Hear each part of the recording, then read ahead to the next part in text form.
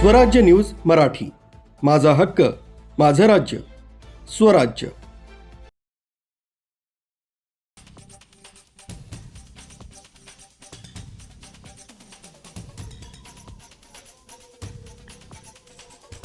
नाशिकमध्ये आज राज्याचे मुख्य सचिव राजेश कुमार यांनी रामकुंड परिसरासह विविध विकास कामांची पाहणी केली। 2027च्या कुंभमेळ्याच्या पार्श्वभूमीवर ही पाहणी विशेष महत्त्वाची ठरली आहे।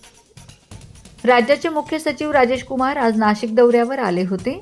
दुपारी विभागीय आयुक्त कार्यालयात आढावा बैठक घेतल्यानंतर त्यांनी द्वारका परिसर, अमृतस्नान, परवणी मार्ग, रामकुंड, काळाराम मंदिर, सीता गुंफा आणि स्मार्ट सिटी नियंत्रण कक्षाला भेट देऊन प्रत्यक्ष पाहणी केली। मुख्य सचिवांनी सुरू असलेल्या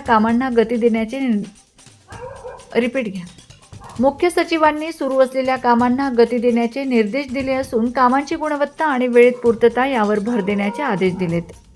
अधिकारी उपस्थित, चर्चासत्राचे दृश्य। या पाहणी दरम्यान ग्रामविकास विभागाचे प्रधान सचिव एकनाथ डवले, नियोजन विभागाचे प्रधान सचिव सौरभ विजय, गृह विभागाचे प्रधान सचिव अनुप कुमार, विभागीय आयुक्त डॉक्टर प्रवीण गेडाम, कुंभमेळा प्राधिकरणाचे आयुक्त शेखर सिंह, मनपा आयुक्त मनीषा खत्री, जिल्हाधिकारी आयुष प्रसाद तसेच जिल्हा परिषदेचे मुख्य कार्यकारी अधिकारी ओमकार पवार आणि पोलीस उपायुक्त किरण कुमार चव्हाण उपस्थित होते। महानगरपालिका आयुक्त मनीषा खत्री यांनी रामकाल पथ, सीसीटीव्ही आणि नियंत्रण कक्ष यांसह कुंभमेळ्यानिमित्त सुरू असलेल्या कामांची सविस्तर माहिती मुख्य सचिवांना दिली। कुंभमेळ्याच्या तयारीला अधिक गती देण्यासाठी ही पाहणी महत्त्वाची ठरली आहे। ब्युरो रिपोर्ट, स्वराज्य न्यूजसाठी नाशिक।